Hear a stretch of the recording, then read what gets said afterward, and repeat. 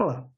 O acirramento das questões políticas em Portugal fez com que o imperador Dom Pedro I, em 1831, abdicasse do trono do Brasil e voltasse para a Europa.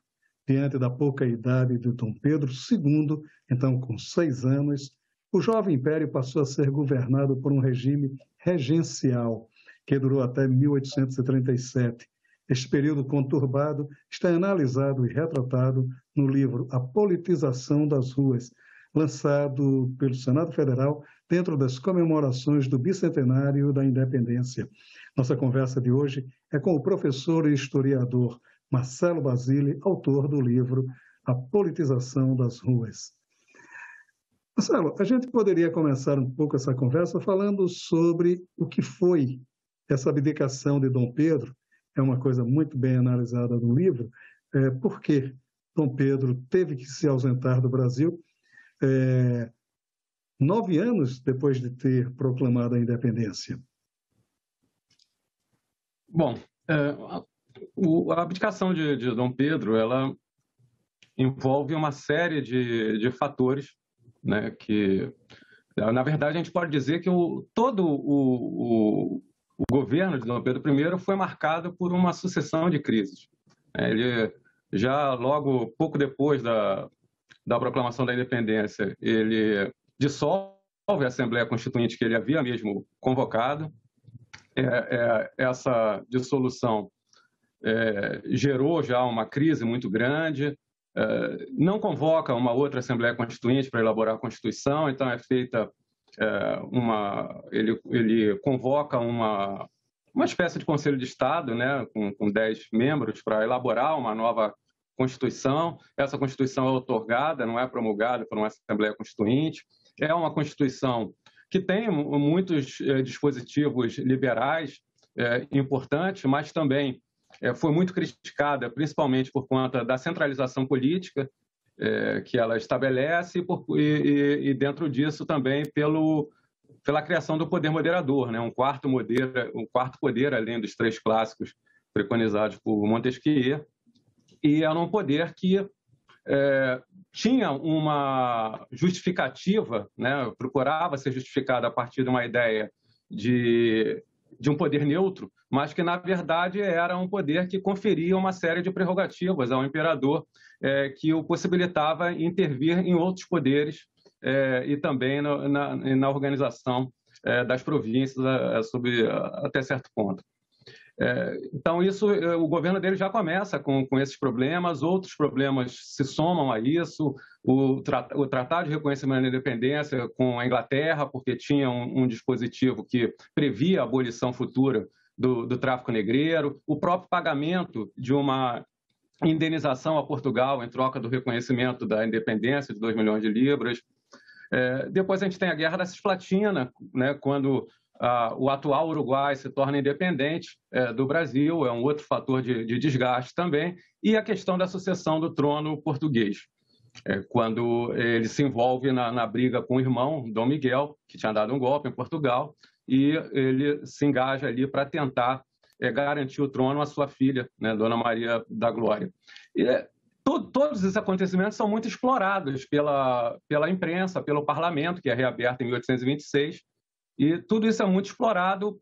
2 grupos políticos de oposição surgem nesse momento, um já logo em 26, intitulados a princípio de liberais, logo passam a se chamar de liberais moderados, porque mais ou menos em 1829 surge um grupo mais radical, que ficou conhecido como liberais exaltados. E esses grupos fazem um combate sem trégua a Dom Pedro, principalmente os exaltados, com um discurso revolucionário, inclusive. Isso tudo vai minando pouco a pouco, desgastando a imagem de Dom Pedro. Em 1830 a gente tem uma onda de revoluções liberais na Europa, principalmente na França, e que também anima muito essa oposição ao Dom Pedro. E aí começa aí toda uma mobilização nas ruas, no parlamento, na imprensa, que pouco a pouco acabam levando à abdicação de Dom Pedro. E o seu livro e ainda tinha a questão da pouca idade do sucessor, né, Dom Pedro II, ainda Dom Pedro, né? Ainda um príncipe.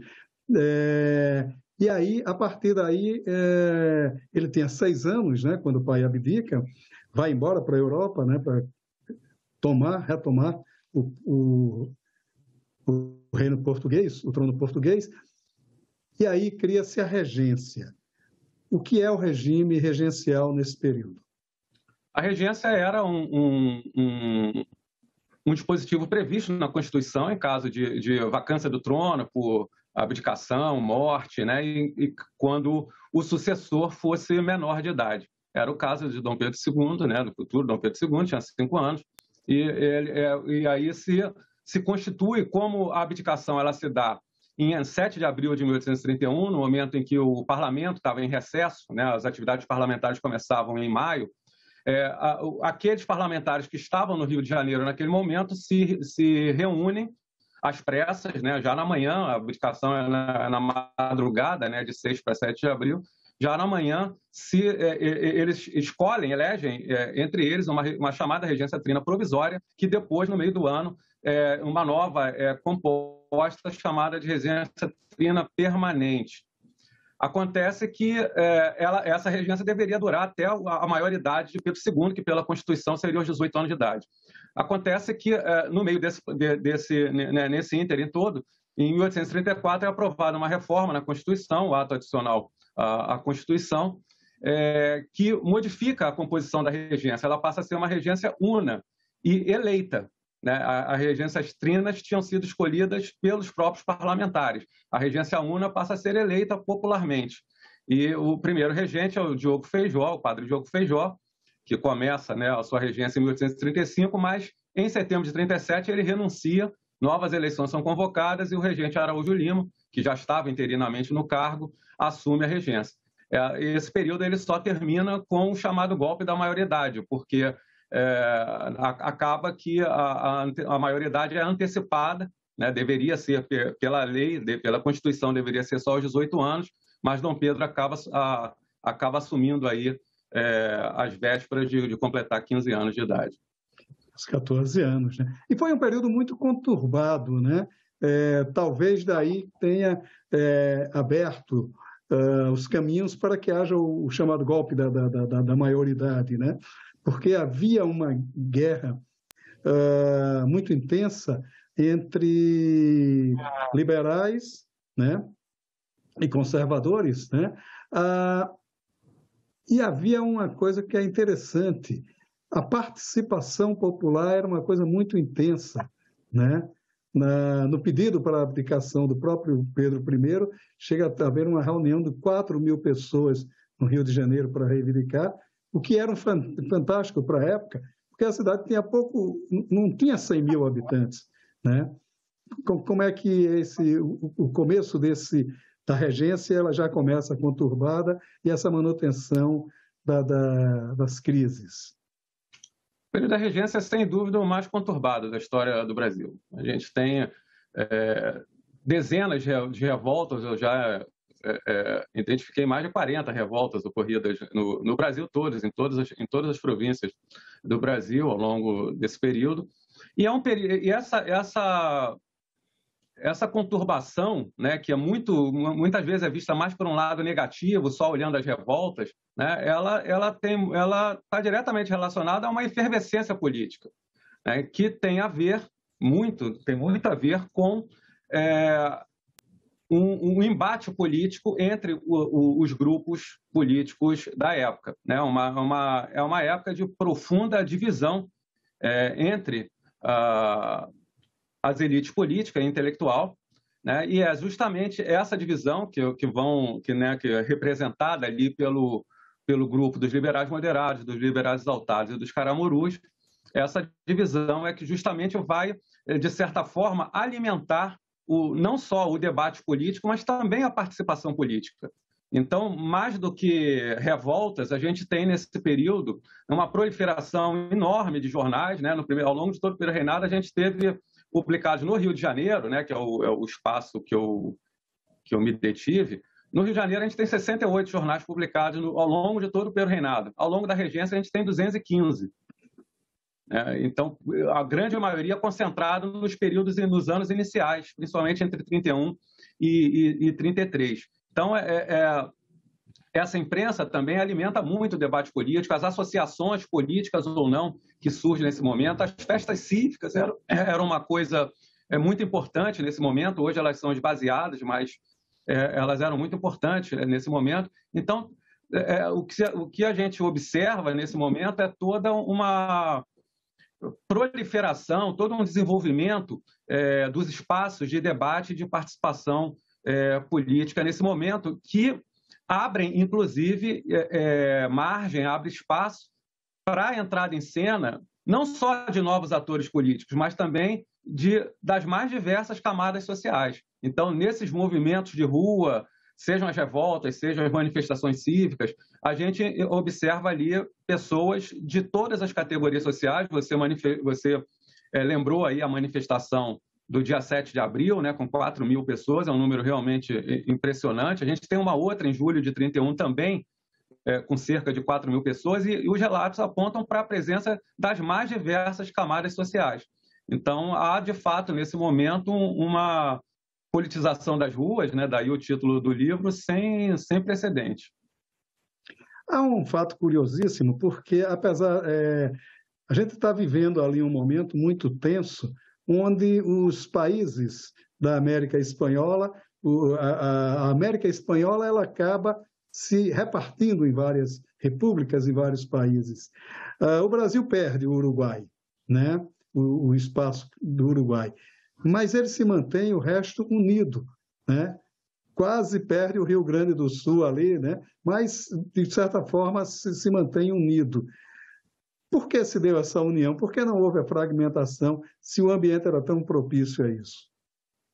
Bom, essa é uma questão bastante discutida, né, e controversa na historiografia. Um fator que, a meu ver, contribuiu para isso, apesar de ter também gerado muitos desgastes, foi a própria centralização política. A ideia de um governo não só monárquico, mas imperial, né? A ideia de império está muito associada à grandeza territorial, né? Essa ideia ela foi se impondo pela força ou não, ou pelo consenso, né? Em meio ao não só ao processo de independência, mas os anos que se seguiram, né? Na verdade, esses conflitos eles não se encerram com o processo de independência, né? Eles se estendem aí, pelo menos, né? Muitas das disputas políticas na regência têm a ver com os problemas ocorridos no processo de independência, mas o fato é que, por bem ou por mal, acabou que essa centralização política se impôs e acabou conseguindo manter a integridade territorial. Além disso, a gente pode acrescentar também outros fatores que estão associados, né, a um certo grau de homogeneidade da elite política, como argumenta o Zé Murilo de Carvalho, que no caso do período regencial é uma situação mais atípica, mas que principalmente para o segundo reinado, né, a gente observa essa tendência. Então, no segundo reinado também nós temos um rodízio entre partido liberal, partido conservador, e aí a experiência tida como anárquica da regência contribuiu muito para que os excessos de radicalismo fossem aparados, se buscassem soluções mais negociadas de crise. Quer dizer, esse é um longo processo que não de maneira alguma, só começa, na verdade, com a independência, né? É um processo todo negociado com as províncias, do Rio de Janeiro com as províncias, ao longo de toda a primeira metade do século XIX, e é um processo que não se efetiva sem custos ou sem desgaste. Sim. Curiosamente também, a manutenção, digamos assim, do status quo escravagista, né? Porque, embora um dos pedidos da Inglaterra para o reconhecimento da escravidão seja, pelo menos, a proibição do tráfico escravocrata, ainda é mantido o regime escravocrata e se estende durante todo o Segundo Império, né? Por que essa fortaleza tão grande, essa fortaleza política tão intensa dos escravocratas? Bom, a escravidão era a base, né, do sistema das relações de produção no Brasil, né, na colônia, no Império. Né, os proprietários de escravos eram parte integrante da elite política na época, e havia inicialmente, né, até pelo menos essa época que a gente está falando, havia inicialmente um certo consenso sobre a necessidade de se manter a escravidão. Né? Havia vozes dissonantes, havia já pessoas, né, grupo, por exemplo, pessoas dentro do grupo dos liberais exaltados que defendiam uma emancipação gradual da escravidão, mas eram vozes isoladas. Havia um certo consenso, não necessariamente em torno de se achar que a escravidão era uma coisa boa, mas de pelo menos de achar que era um mal necessário naquele momento. Então, a força desses grupos, né, foi tão grande que, por exemplo, a lei que deveria ter extinguido o tráfico negreiro em novembro de 1831, ela acabou não tendo surtido o efeito esperado, desejado, e o tráfico, apesar de ter tido uma queda razoável nos primeiros anos após a lei, ele, a partir de meados dos anos 30, ele volta a crescer intensamente até ser efetivamente abolido somente em 1850. Né? E então a gente tem um modelo de emancipação, né, da escravidão, que é a ideia de uma emancipação gradual, né, que foi seguida também em muitos países. Então, a gente tem, depois da extinção do tráfico em 1850, a gente tem a lei do ventre livre, em 71, a lei dos sexagenários, em 88, até chegar, finalmente, a 87, 85, a lei dos sexagenários, até chegar, finalmente, a lei áurea, em 88. Então, isso mostra a força que a escravidão tinha, não só do ponto de vista econômico, mas também político no Brasil nesse momento. E o curioso também é que essa participação popular que você analisa no livro, ela tem uma fase curiosa, que embora ela, de certa forma, rejeite o Dom Pedro I, ele defende o Dom Pedro II, né? Inclusive, o José Murilo de Carvalho, na apresentação do livro, ele chega a falar que começou o reinado de de Dom Pedro I com um fico, né, com um grito de fico, e termina com um grito de Viva Dom Pedro II. Né? Quer dizer, esse apoio de Dom Pedro II, que resulta na emenda da maioridade, né? Quer dizer, como é esse apoio também? Por que essa esperança tão grande no monarca? Isso demonstra a força do elemento monárquico no Brasil, né?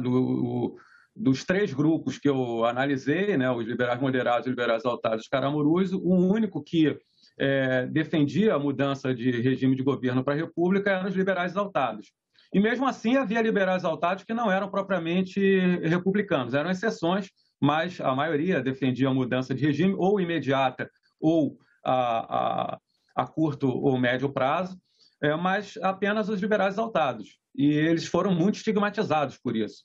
Né? Os liberais moderados e os liberais caramurus, ambos defendiam uma monarquia constitucional. Nos movimentos de rua, a gente vê, né, a gente tem durante a regência alguns movimentos republicanos, inclusive, que implantaram a república. A Farroupilha, no Rio Grande do Sul, implantou 2 repúblicas. A Sabinada também pretendia instaurar uma república. Nos movimentos do Rio de Janeiro, a gente tem, em vários deles, gritos de Viva a República, mas certamente a gente pode dizer que a maior parte da população e da elite política não se identificava muito com essas propostas. isso certamente foi uma coisa que contribuiu para a estigmatização do grupo mais radical, né? E a ideia também de que república, nesse momento, era associada à anarquia, um exemplo da Revolução Francesa, o período do terror da Revolução Francesa, o próprio exemplo das repúblicas vizinhas da América do Sul, ensejavam essa ideia de uma república, de que república era muito associado à ideia de anarquia e de fragmentação territorial também. Então, esse imaginário todo que existia no Brasil na época certamente contribuiu muito para a permanência da monarquia por tanto tempo, inclusive até mesmo após a proclamação da República.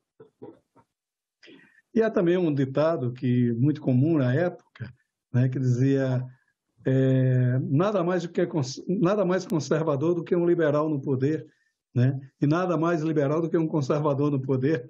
Né? Quer dizer, quando eles chegavam ao poder, eles acabavam, de certa forma, se entranhando nesse período da regência, sobretudo. Né? Quer dizer, como é isso também? Quer dizer, essas ideologias, elas também não eram tão sólidas assim?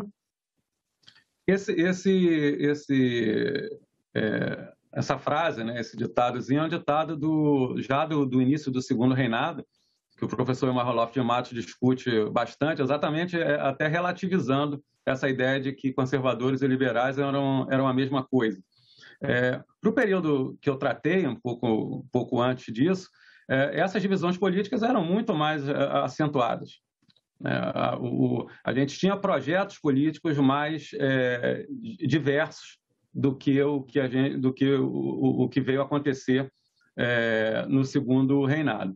E foi justamente em torno dessa diversidade de projetos políticos que se davam grande parte dessas disputas políticas tão violentas, né, que marcaram o período regencial. É uma das marcas do período regencial, é exatamente isso. Então, eram projetos diferentes, com propostas bem diferentes, mas que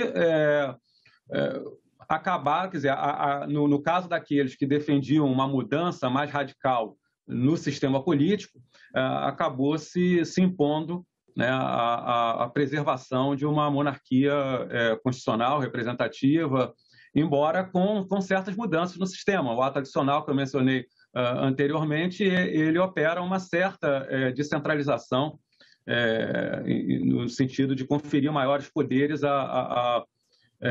às províncias. Mas isso depois também é revisto já no segundo reinado. Então, o período regencial ele acaba sendo um período bem peculiar na história do Brasil, se a gente compara com a experiência política do primeiro reinado ou com a experiência política do segundo reinado. Murilo de Carvalho defende que essa participação popular tão intensa, ela fica calada praticamente durante 100 anos, só volta a se manifestar na Revolução de 30, né? Que durante todo o segundo reinado e toda a Primeira República, a participação, todo o jogo político se decide na elite, que a participação popular praticamente silencia. Por quê? Bom, a minha hipótese é de que os momentos em que há uma maior participação popular são justamente momentos em que se observa uma maior divisão entre as elites. Essas elites acabam abrindo brechas, né, para uma maior participação popular, né, que é muito alimentada também pelos espaços de ação política, pela imprensa, pelas associações, pelos movimentos de rua. Tudo isso vem a fomentar, né, a participação popular. A participação popular, na verdade, ela sempre ocorre, mas ela em outros momentos, ela tende a ser ela se dá de forma mais, digamos, comedida. Então, esse é um ponto que a historiografia tem sido revista bastante pela historiografia brasileira, né? A gente está agora tratando do bicentenário da independência, e o que a gente tem observado é justamente uma valorização agora pela historiografia de vários outros atores políticos participando do processo de independência, né? O José Murilo de Carvalho, a Lúcia Bastos e eu fizemos um trabalho anterior com os panfletos da independência do Brasil, em que talvez o que mais tenha chamado a nossa atenção ao longo da elaboração desse trabalho foi justamente uma certa mudança de perspectiva sobre o processo de independência, né? Mostrando que ele foi muito mais amplo do ponto de vista de participação de camadas sociais do que se acreditava até então. E isso não acaba com a independência, né? O primeiro reinado é um momento de maior compressão nesse sentido, mas o trabalho da Gleide Ribeiro procura mostrar exatamente como que essa participação, de certa forma, continua, mas, a meu ver, os momentos onde há realmente uma maior intensificação da participação popular, uma politização das ruas, se quisermos chamar assim, coincidem com momentos em que há uma maior divisão dentro das elites política e intelectual. A gente observa isso de maneira mais tímida, mais decisiva no processo de independência, a gente observa isso, sobretudo na regência. Nas décadas finais do Império, a gente tem um novo momento assim, talvez o início da República, mas muito por conta da ação dos jacobinos, e aí sim a gente tem a Revolução de 30, né, abrindo, né, uma nova, 100 anos depois, como diz o Zé Murilo, abrindo, né, uma nova entrada mais vigorosa em cena do povo na política. Maravilha. Marcelo, muito obrigado pela sua participação aqui no Cidadania. Sucesso para o livro. Muito obrigado. Muito obrigado. Se você quiser rever esta ou outra entrevista do Cidadania, é só acessar a página da TV Senado na internet, senado.leg.br/TV, ou o canal da TV Senado no YouTube. Muito obrigado pela sua audiência e até o nosso próximo Cidadania.